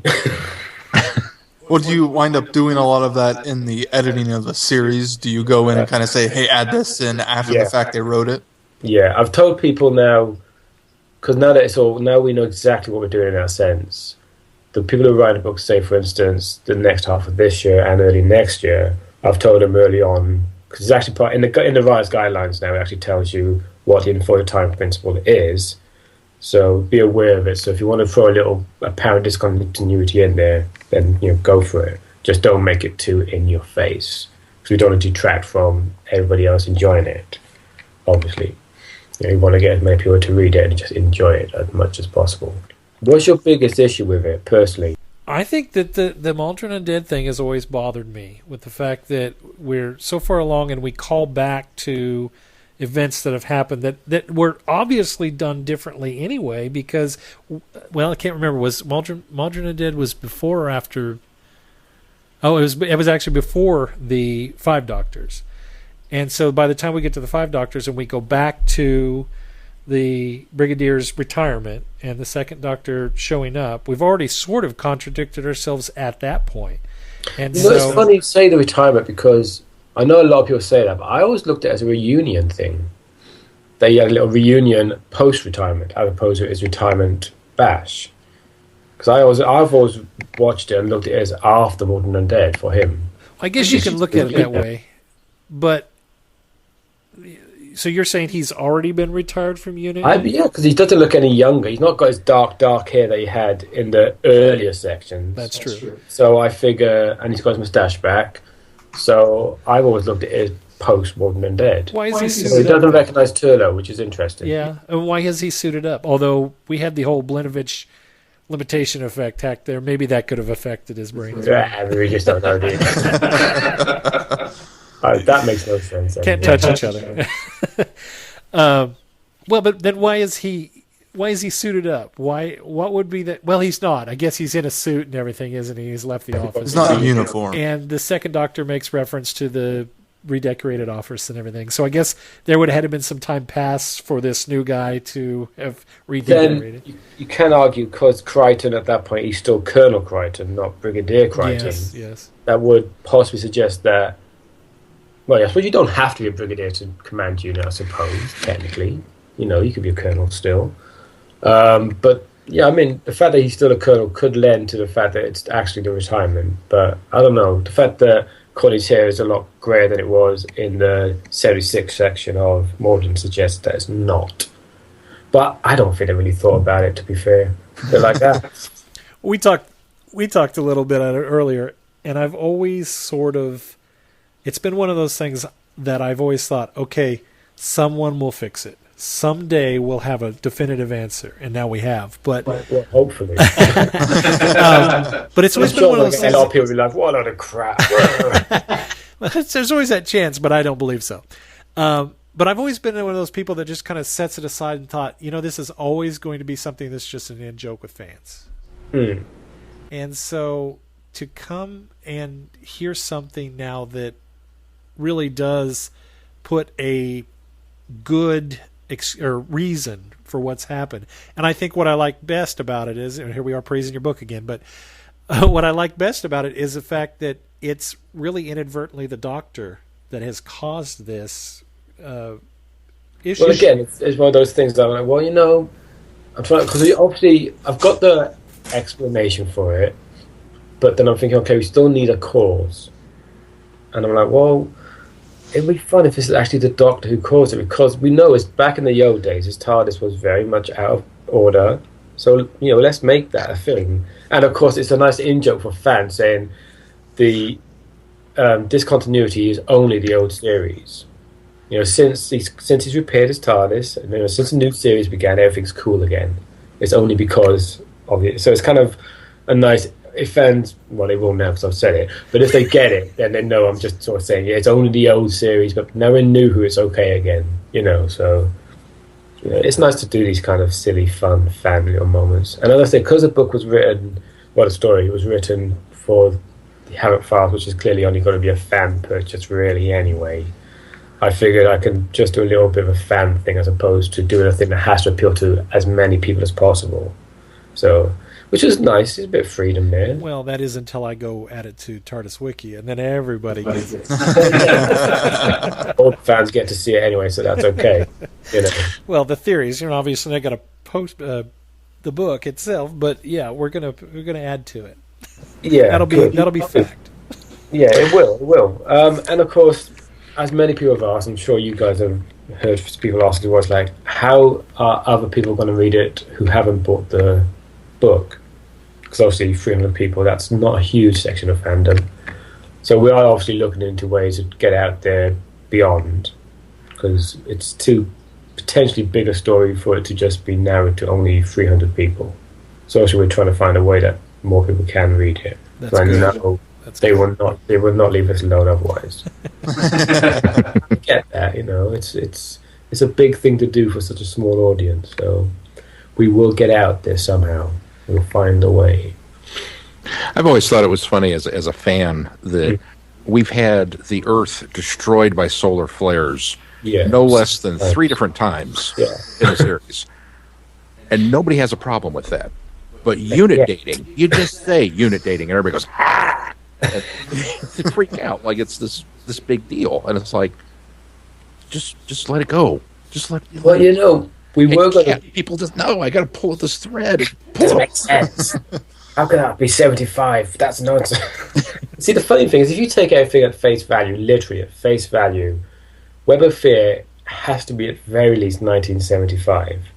At the very least. Because Travis says it's about 40 years since I last saw the Doctor, which was 1935, very categorically. And then you got Invasion, which is about 4 years later, because the Briggs says that. So straight away in 79 already. And then 1980 for Sarah. And then 1976 for the Brigadier. It's like, whoa, hang on. Okay, we really got a problem here. And that's just the basics. I mean, there's much more to it. And then New Who's kind of compounded things because the Sarah Jane Adventures, I've said several times that Sarah was born in 1951.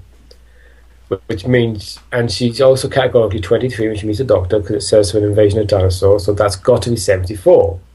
So, are we now saying that from Sarah's doctor for 6 years? It's like, that's interesting. Yeah. So, there's 6 years somehow between Time Warrior and Terror the Zygons. How does that work? You know what I mean? It's just, Lots it's the basic of part. off-screen adventures. Yeah, it gives Yeah, authors a way to fit more adventures in there, I suppose. In Well, the yeah, series. in theory. I mean, But we're also talking about a show about time travel, though. So a 6-year area could be 6 years of Earth time, but traveling with the Doctor could be obviously smaller scope than that, or larger scope than that as well. Well, see, if it's Earth time, then that suggests, because it has to be Earth time because Harry is from that time, and he leaves at the end to return to his work. That's right. So if he's been away for 6 years, and it's okay for him to just pick up his job, no problem, that doesn't ring true. You know what I mean? It's when you start pulling the threads, it's like, oh wow. Well, we assume he took back his job. I mean, he goes and does stuff in Terror of the Zygons, but then we don't see him again. Well, no, we see him in Android Invasion. Well, and Android Invasion. Briefly, yeah. This is the thing. Everybody's like, I mean, I do it to you, like, oh no, but so and so. Then you suddenly think, and then you see the next, and you're like, oh, but then, and then the thread gets pulled again. So, I suppose in fairness, he does work for UNIT, so coming back from a 6-year leave of absence, they probably just chalk that up to, okay. But We're not sure when this event happened. We're just going to file it away and say, Harry's back. Oh, okay. Yeah, Harry's back. Yeah, okay, cool. Just carry on. No problem. You look 6 years older.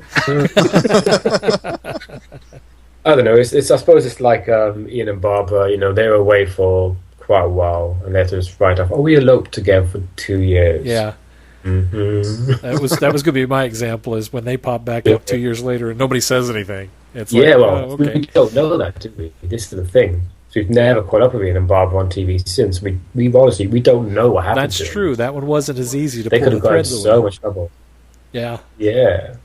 It's just when it comes to the Brigadier and now Sarah and anybody from that era, and it just falls apart straight away. You know, if they hadn't done Morden and Dead, we could have maybe got away with it. Well, you know? or at least ignored it a little longer. Sorry? Or at least ignored it a little longer. A little bit, yeah. I was telling the guys before we brought you on that I think my next project for you, I want to commission you to, all those pesky TV comics and action, and that from the first through the Fourth Doctor era that don't quite fit anywhere in the continuity. I think that's my next project for you. Is I want you to make those work. Okay. You'll get right on that, right? I tell you, imagine if we actually had a license to Doctor Who itself. We'd be dangerous. I'd be like, right, let's sort this crap out. The thing is, I think, the solutions, the ones that work are the obvious, easiest ones. I think people overthink things. When you think, well, okay, if there's a contradiction, and then you make it a virtue of the solution, as opposed to trying to make it fit. Well, is that the problem? Are we overthinking it when we do this? Because what you did is you kind of took a simple story in 20, 30-some pages and really gave a very good explanation without having to make it too high-minded or too surreal. Yeah. But also, I think another thing that the story does really well is without actually giving us the moments from Maldron and all these different events, by just simply having the three brigadiers talk about certain dates. I think even the average reader can look at this and say, oh, yeah, okay, there is a condition. Well, you don't need to know the specific incidents, but the date side of it, like you say, because so you're saying that 76 is before 81. How does that, all this kind of nonsense. I don't. Are we overthinking it? With the unit thing, it's hard not to, because it's such a mess, and it is on the surface. It is. I mean, as I say, almost every bit of evidence contradicts. Basically, after Invasion, it's just pure contradiction. Because at least Invasion, it feels like it might be slightly in the future. I mean, Spirit of Space kind of does too. Well, I'd say most of Season 7 probably does. And then from season 8 onwards, till the Autons only onwards, it all starts to unravel, because the cars, everybody else's dress, tax discs, whatever, calendars, all of it's like, that doesn't seem like it's the future to me. It's like, because you might have noticed, I put this line in the story about how sometimes it seems like 1 month follows each other almost with less than a year passing, because that's a reference to Day of the Daleks and the Time Monster, which are bookends of the same season, both set in September. Right. Hang on, what? So this is like the next day? What? Hang on, what? Right. So again, but like Terence says, at the time he wasn't thinking of that. That really wasn't his problem. Right. He's just writing a script. All his problem is making sure he had a TV show to show each week. Right. Beyond that, not really his problem. Well, at that point, they had no idea that we'd be talking about this 40 years later. Right. The sad thing about that is, I don't know, man. Because now, of course, I write this sort of stuff, and I'm very aware that potentially this stuff will be discussed. I've written for decades to come. That's weird. You know what I mean? I'm just sitting there for a few hours a day or whatever, just doing a bit of work, but this stuff could be discussed for so long. Yeah. So you can't. It's a lot of pressure when you once you put it out there. You just can't think of it that way. Sorry? You just can't think of it that way. Well, no. Well, you kind of hard not to. When you're a fan, because if you're fans, you understand that it's hard to switch that fan brain off, and you're there and you're thinking, well, no, mustn't think that way. Me and Sean, we often have made discussions. Like, he'll come with an idea and I'll be like, a bit fanish. Oh, no, but it's a really good... No, it's fanish. No. It's very Stewie and Brian. No. I mean, don't get me wrong. Obviously, it actually happens in reverse too. I come with an idea and he's like, it's a bit fanish. It's like, is it? So we do it anyway. So we save that stuff for the short stories, because that's okay, because they're little sound bites, so it's not a big deal. Yeah. Oftentimes either of us will come with an idea which is a bit fanish, and I'm like, okay, but can we sustain that over a novel? If we can't, then we don't do it, because it just gets stupid, And I think that's sometimes part of my problem with a lot of the earlier New Adventures and the Missing Adventures back in the Virgin days. Obviously, it was fans writing it, and sometimes I think they got a bit carried away with the fan side of things, which was great at the time. But you reread these things, and you're like, oh dear, 20 years later, possibly not the best call. But then again, we thought we were on hiatus, so for indefinitely. Yeah, so. we were. Was it 16 years? Yeah. That's well, something that I think that the Enfolded Time issue does is it can fix some of the Virgin New Adventure stories, in the sense that we have what we call sidesteps now. Yeah. And things that happened in that 16-year gap don't necessarily line up to what's happening now. But if you apply the Enfolded Time theory to it, it can kind of bridge that as well, although the Accord sort of makes it seem like there is a definitive 10-year gap-ish that kind of it was affected by that. But if you look at it from that same perspective, you could kind of apply that retroactively to some of those sidestep stories as well. Possibly, yeah. I mean, don't forget, a lot of... I mean, there's this guy I know, who anytime you mention anything like, oh, but that doesn't make sense of this, and new Who stories doesn't make sense of that, and blah, blah, blah, and he's just like, oh, it's Time War, innit? Which I think in some respects that's partly why Russell came up with the concept of the Time War, to explain the fact that, let's be honest, right, the future as imagined by the old series, which we're now living, is very clearly not what they imagined. We're living in the early 2000s, which is supposedly Zoe's time. We don't have a space station up there. Well, we do, but we don't have the wheel in space. We don't have things that Zoe apparently had. So maybe that's his way of saying, well, if stuff that don't quite fit, it's okay, because that time was so huge, it affected so many things, And you could argue, it doesn't matter now, but you could argue that's partly why Unit was so messed up. But obviously the Accord had its part in that. So, yeah. But then you might... Well, but that explains anything post 1990, but it doesn't before that. And so what you've done is you've kind of taken that same Time War idea that changed things between classic and new and fixed what was already a continuity error in classic. Yeah, well, that's why when the Cord explains to Brig how is the Doctor, without mentioning by name, because you're not allowed to mention the Doctor, how his messing up and they're fixing it because there's a massive war coming. And that's me certainly saying it's actually the Time War's coming up. Earth has to be stabilized before it gets completely screwed up by this time. So it's nice piecing it together with... I mean, it's tough piecing it together because obviously we've only got certain things we're allowed to say. So it's like, how do we do this without getting a slap on the wrist? So you've got... Oh, it's not as easy as it sounds. Well, I'll tell you, it hasn't worn its welcome. I mean, because the way you guys have skirted around saying the Doctor, but still implying who you're talking about, I think you guys have still continued to do a good job of maintaining that recognition of that character without actually having to say his name. It's getting harder. It really is. Well, you keep coming up with great new ways to do it, like in this, where the Accord won't let them say the name. Yeah, that was obviously me, little sort of like, not allowed to say it, so you're not allowed to say it, yeah. So you're sort of the Accord in this issue. Yeah. I didn't want to tell anybody this, but I'm not actually really human. To fix time. Shh, don't tell anybody. Cut this bit out, okay? It's not secret. So I got to ask, just off topic, but since it has come up, are you human? do you like The Wizard of Oz? Oh my God, I love The Wizard of Oz. Since you asked. Have there been things that you guys have kind of gotten the slap on the wrist? Has anybody from the BBC come and knocked on the door and said, you're going to have to... No, we've played it very carefully. You have to. I mean, obviously we have to, because, we don't want...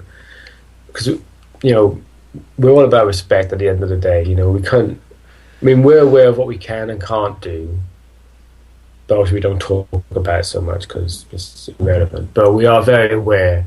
But bottom line, as I keep talking to all of the officers about when they're like, "Oh, can I do this? Can I do that?" I'm like, "Well, we could probably get away with it.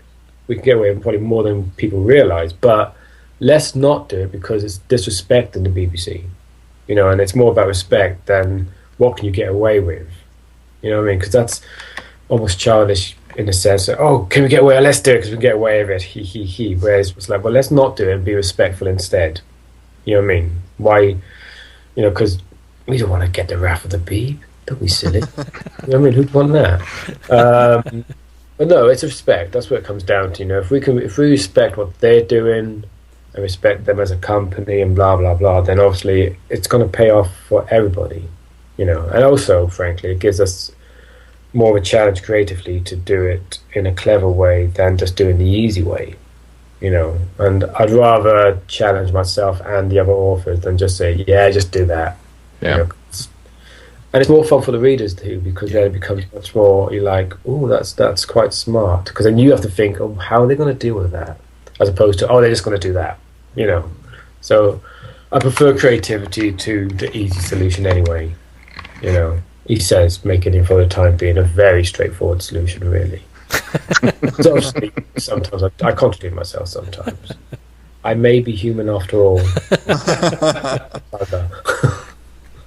So when you sat down to one of the things, and I just mentioned this in the review, that one of the things that I thought was especially cool was not that. I mean, obviously, as you said, it's for the fans. The Enfolded Time, it kind of fixes things for fans. But the fact that you did tie it into the Time War, and we'll put air quotes around that since I'm sure you probably couldn't physically say Time War. You probably could. You can't copyright name words. Yeah. It's two words. Yeah, you can't really. But again, respect, isn't it? Yeah. But just taking and tying it into that concept that you not only fixed it as a fan issue, you fixed it within the confines of the story of the Brig and what's going on with his life, and within the confines of the show, and then tied it up with the Time War. And I mentioned that this just felt like kind of a great big tent pole to stick right in the middle of it and go, aha, that there's a legitimate reason for doing this versus just, yeah, I fixed that, as some of the early Virgin New Adventures went, look what I did, even though they may not have had a real need for it. And that's one of the things that I really appreciated about the story, was that it just worked on every level imaginable for me. Well, this is the thing, isn't it? You can, I mean, again, I keep going back to the fan thing, and we are all fans at the end of the day, so obviously there's certain things and perceptions and biases we have, but I can't do what I'm doing as a fan. I mean, I could, but then we'd only ever sell a very limited number of copies to just the fans, and that's just career suicide. I've completely forgotten where I was going now. It is early. Well, tent-poling this series and having a bigger reason for... Yeah, that's it. Basically, yeah, there has to be a good story reason. Everything has to be about the story. If it develops a character, then let's do it. If it develops a story or a plot element, we'll do it. But if it's just a fan thing, then I'll leave that for the minor Easter eggs, if you like, because then it doesn't matter. Fans will get it, nice. If they don't get it, it doesn't matter. But the story stands. So yeah, as I say, it has to be about the story. It has to be about advancing what we're doing, as opposed to just doing it just because we can. But obviously with the unit thing, it's like, well, we've got the brig, and he's clearly central to the whole thing, so we are in the position, if anyone's going to just go for it. We've got him, let's do it, because he's the one who affects the most. So, what the heck, why not? But again, like we say, because this is very much for a fan, that's why, again, it's a short story. It was part of the Habit Files. If it had been a book idea, which was... I did originally toy with doing it as a novel, but I don't know, maybe that would have been too far, because it would have been a bit too fanish. It would have been a lot harder to maintain had been a full novel, as a concept. So, although again, we had all kinds of different ways of maybe playing it out and stuff, but I think as a short story works better, because you don't go too far with it. You don't indulge too much. And do you have plans, kind of just in the back of your head somewhere, for the Accord to come back? And no, that was it pretty much. But again, things can change. So a new idea may come to me. I'm not sure what else I'll do with them though, because they were clearly designed as they were basically the fans saying, right, this is the problem, let's sort it out. And I don't think I want the fans to visit too often, because the brig might just have to say, just your injunction, go away. No, I don't know. I don't think I've got anything planned more for the Accord, but we'll see. Nothing's impossible. I mean, another thing, of course, The Enfolded Time was very much about is expanding his family, which I'm sure you guys spotted as well. Because obviously on TV now, thanks to recent years, we now at least know Kate exists. We know she's got 2 kids. So at least we know he's got more actual family. And I'm very much like, well, it always seemed odd that you've got this guy who's lived a long life, and by the time he's died, he's just got an ex-wife and a wife, and now a daughter. It's like, he must have a family out there. That's nonsense. I mean, how lonely is he by the end of his life if that's the case? So I thought, okay, let's see if we can expand the family and make it work again. It's kind of like the whole thing with James. The original, I'm not sure if I mentioned this last time, but The Forgotten Son was based on ideas I had for this Missing Adventure thing I wrote. Was it a New Adventure? Actually, it might have been Eighth Doctor. Whatever. Anyway, it was this novel I wrote way back, where you learn about James in 1997. And in hindsight, I know that if that had been the case, then people wouldn't have been happy with me, because, all these years we've never mentioned his brother, really? But the fact that I could do it right at the beginning of his story, you could sell it more, So bringing in, say, his son or whatever, you have to find a way to make it work, but not make it too late, because obviously it's like if if Kate turned up now and she's like, oh yeah, I've had so and so my entire life, and you're like, well, it's never been mentioned ever. It's kind of like, I don't know, for instance, introducing a best friend of Amy for one episode who's never, ever, ever, ever, ever, ever mentioned before. Tough sell. Tough sell. For instance, I'm on the episode next, you see, so it's in my head. Well, I was just to say, it's not uncommon for children to be unknown to parents. Well, especially in that sort of situation, the way you couched it. It's totally believable.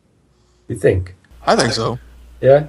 Cool. She never told him. You would never know. How would it? Well, that worked. What, you mean with Albert and that? Yeah, with Albert. That's what I meant. You meant Mel's. Oh, yeah, with Albert, yeah. No,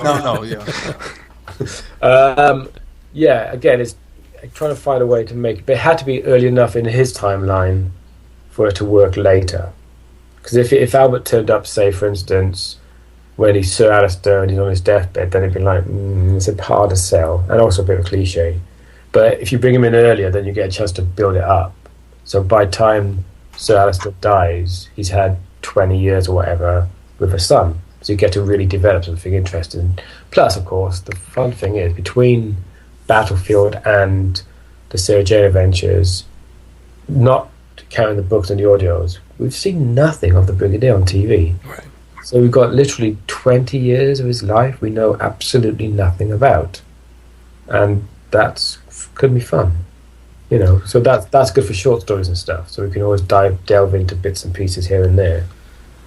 Speaking of Doris, she's the woman that he's married to, obviously, by the time Battlefield comes around. Yep. So where does the Brigadier from the 1990s start from at that point? Because obviously this version has not been reunited with Doris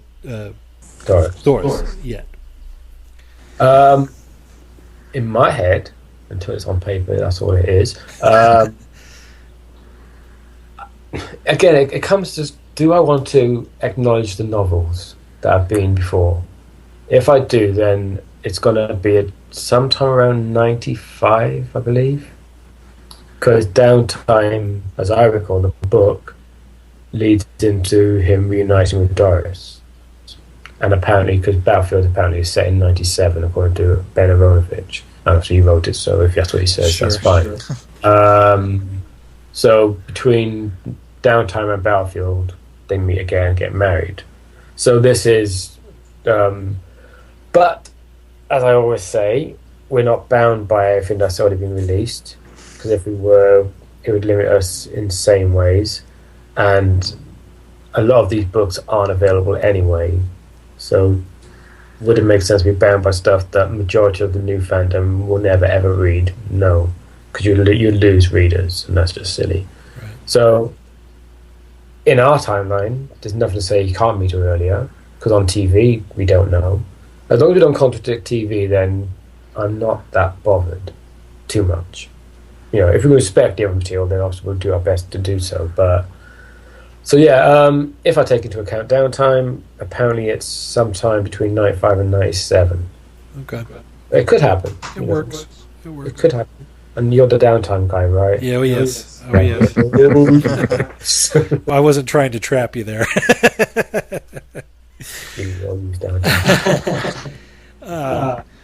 So think about this. Just play along here. So okay, I'm with you. Go on. 10 years down the road, we're at Galley.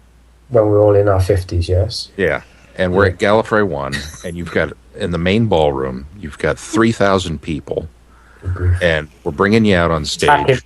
How dare you do that? As, here's the man who fixed unit dating, and the crowd goes nuts. What does that do for you? Wow. Jeez, imagine that. I'm hoping by then I'll be humble enough to be like, well, thank you very much. Right now I'm thinking, oh my God. It's not false humility, it's just like, whoa, that's just kind of crazy. If I allow myself to enjoy it for a moment, I'll be like, hey, go with me. I think it'd be, at the moment, thinking ahead, there's three different levels. There's oh dear. There's a lot of me thinking, oh, thanks, guys. Outside is thinking, in your face. So one of these three emotions will dominate by that point, if that happened. Gosh, imagine that. That'd be weird. I'd have a grey beard and everything. That'd be very strange. A bit like yours, Sean. Yeah, it's coming up. I think it's strange every time I look in the mirror. It's like, what is that? You just got it on the side, didn't you? Yeah. Yeah, that's quite good. I've got it just in the middle there. You can't really see it. Yeah, just a bit. Keith, you need a beard, mate. You know? Yeah, the wife doesn't like it. Really? Yeah. Okay. She doesn't like beards. She won't even listen to their house because we have our beards. So. It's like, stay out there. Stay out. We go to pick him up for things, and we're on the stoop. Can Keith come out and play? Okay. No, only if you shave. No. Okay. Andy, let's talk a little bit about stuff coming up. Next one in line is Moonblink by Sadie Miller, correct? Yes, indeed. And that's coming out shortly. It's due any time now. We're literally waiting back from the printers. As soon as we get it back, then obviously we will ship it out. Hopefully, we should get it back within 2 weeks. Usually it's quicker, but apparently printers are having a very, very busy period. So obviously, like any business, you have to put things in order, and you can't just jump the queue just because people want our book first. You know, if we could, we would. Obviously, because we want it on our shelves as well. So yeah, that's coming very, very soon. And so you guys just released the artwork for the Showstoppers, right? Yep. Now, is that the next one in queue? That's the next one. Yep, that's currently going through final proofing as well. We're way ahead of the game this year. Last year was a nightmare, so this year we're way ahead of the game. But stuff is going to go wrong soon because it's been too good so far. Yeah, that's the next one. That's it's a interesting story. It's quite surreal in places, but as the press release has made very clear, it is a slight pastiche of Doctor Strangelove. So it's quite surreal in places. And John Cooper has got a very unique imagination. I've known him a few years now, and I can say that.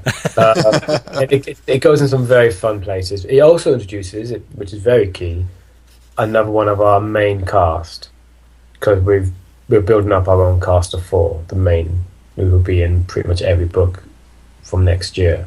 So another main cast member gets introduced in Cooper's Showstoppers. But I'm not telling you who this person is, because we'll let you read it, and then maybe by the end you'll work it out before you get there. But by the end, you'll be like, yeah. And hopefully people will enjoy this character, because this character is a lot of fun. And you notice I'm not mentioning whether it's male or female. It's not. Yeah. I'm not giving it away. Well, can you tease us ahead beyond that? Beyond that, we've got Grandfather Infestation, which is the 3rd book. The cover for which has been done. That arrived last week, and it is stunning. It is exactly what I wanted. Exactly what I wanted. It's now possibly my favourite cover so far. Not to demean the others, because the others are all fantastic as well.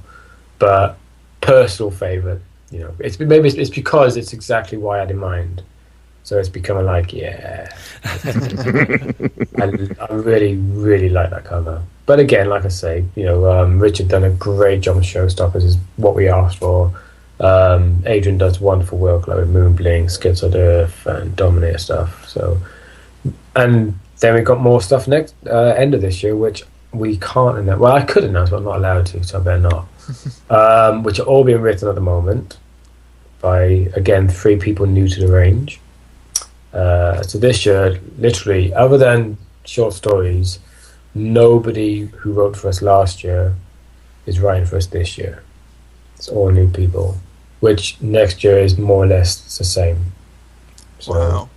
We are. I mean, it's important. I think it's like it used to be back in the old Virgin days. It's good. You need to get new talent in, because if it's just the same old writers all the time, then eventually the same ideas are going to get recycled, and then you're going to get really fanish because you get caught up in the fun of it, and you lose track of what you're doing. So, question: outside of Brigadier and Anne, obviously, who's your favourite character? I know you're going to say probably, but I just want you to tell me. Well, I'd have to go with Professor Travers. I like him I think a lot. I would too. Okay. Because, especially since your guys' series has kind of fleshed out the character, because the most we'd known about him was from the 3 entries we'd had before, including Downtime.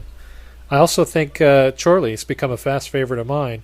I think, as I mentioned one time before, I really despised the character in Web of Fear, and I think you're meant to. I mean, it's meant to be set up that way, and exactly. And they try to give a little bit of redemption at the end, but I think Mutually Assured Domination really endeared me to the character. I think that was really well done in how that was done, and goes further to kind of redeem Chorley for the things that he did or the way he acted. The thing about Chorley, I find, I mean, he's still intrinsically an idiot. Not in a stupid sense. I mean, it's sort of like, dude, shut up,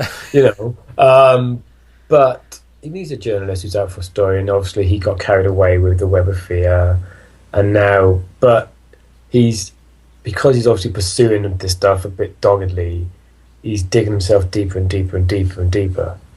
And I think he sees it, but he doesn't quite know how to get out of it anymore. And of course, because he's so, dog with bone kind of person, that he's dragging other people in with him. It's like, oh, help me out here. Oh, I've ruined your career. Sorry, but it's okay because I've got some more information on this now. Right. Which, it doesn't make him a bad character. It makes him interesting. But also, as you say, we explore a little bit of why he's like that. Well, I don't think he hides his motivations either. I mean, I think as he does it, you sort of see some remorse in the character, but it also, because it achieves a greater means, he almost vindicates himself for that. He sort of says, okay, well, like you said, I got what I needed for the story, so it kind of he's vindicated in his own eyes.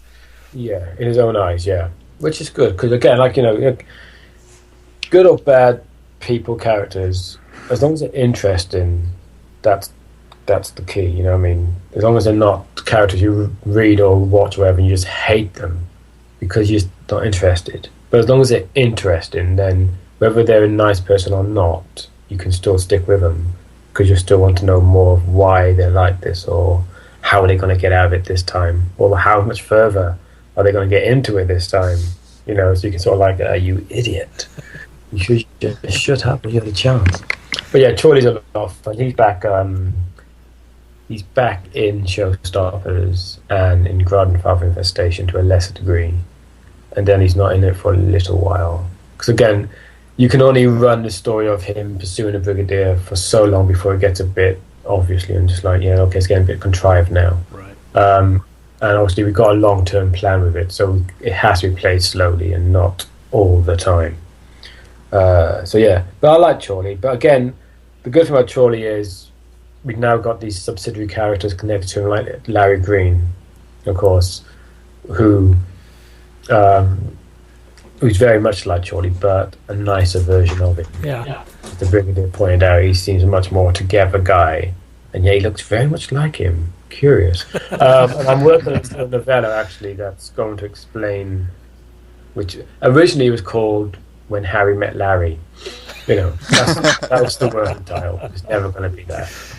So we finally get Harry and Larry together, so we can explore a little bit of why they're quite alike, and what does Larry still think about Chorley having his career almost destroyed by Chorley just because he helped him out, and has Chorley learnt this and been a bit more respectful? Is he still going to keep dragging this guy down? Plus we've got a third journalist we brought into the mix, who's a very young one. He's in Sadie's book, so it's going to be the three of them together. So it's going to be an interesting. You got the dogged Charlie who's obsessed with finding out the truth. You've got Larry who's like, I don't want to be part of this because I just want to actually be a successful journalist. And you've got little Charlie who's like, I'll do whatever because I'm young and I'm cool, I'm happy, I'm hitting my bottom. So yeah, that's going to be quite a fun one to play out. And I know Keith has said before that he likes Bishop a lot, right? Yeah, I do. I do like Bishop a lot. Bishop is very cool. He turned out to be he's one of those runaway characters where because he wasn't a huge part of Forgotten Son, but even when I'm writing it, I was thinking, yeah, I like this guy. He's just a nice, affable, fun, good soldier as well. And he kind of feels like Benton so far. Yeah, that's what I was going to say. He basically is our Benton, but with actual character. So,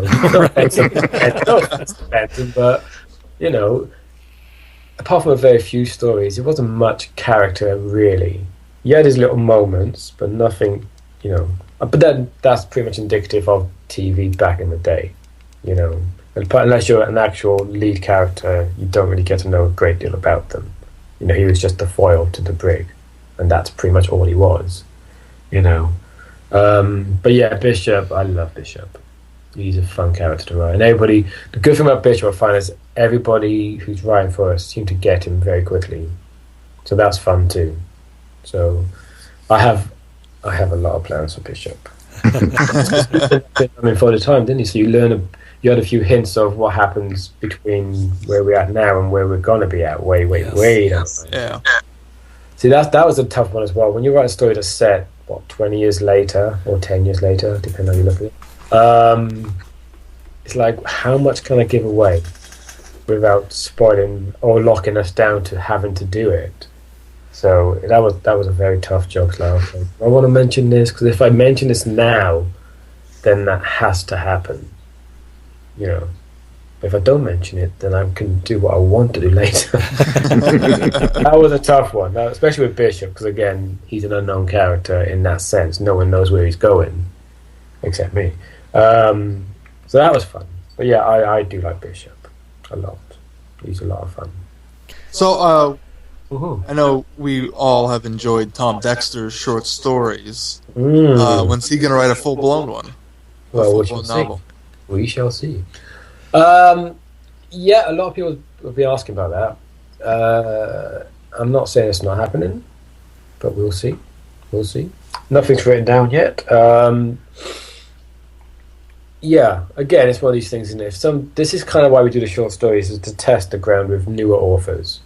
And if they get a good reception, then we'll start talking to them about, okay, look, people enjoy what you do, but can you write a novel? Because I think Gary Russell once said this to me, and I absolutely agree.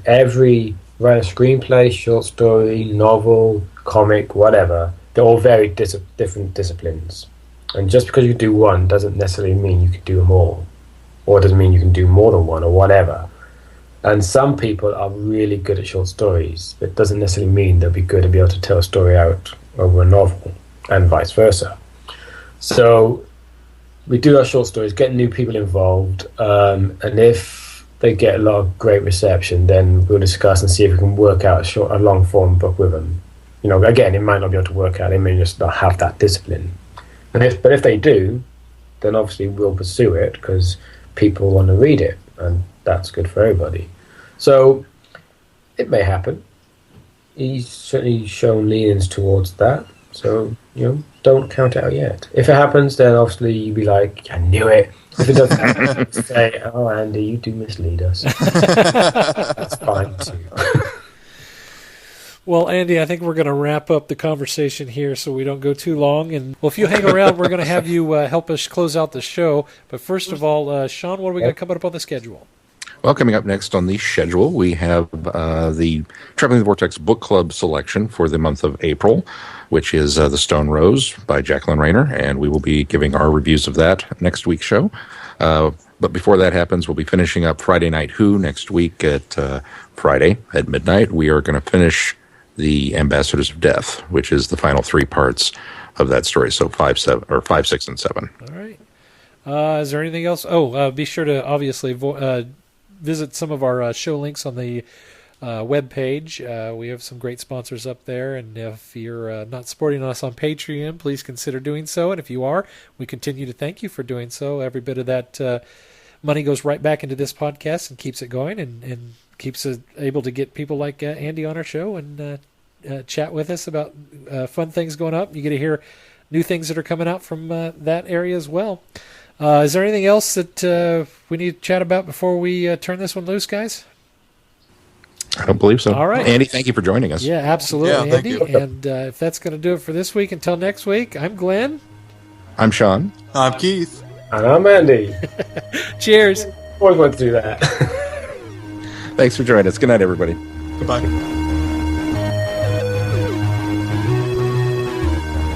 You have been listening to Traveling the Vortex. Doctor Who and all of its associated programs are owned and trademarked by the BBC. No infringement is intended or implied.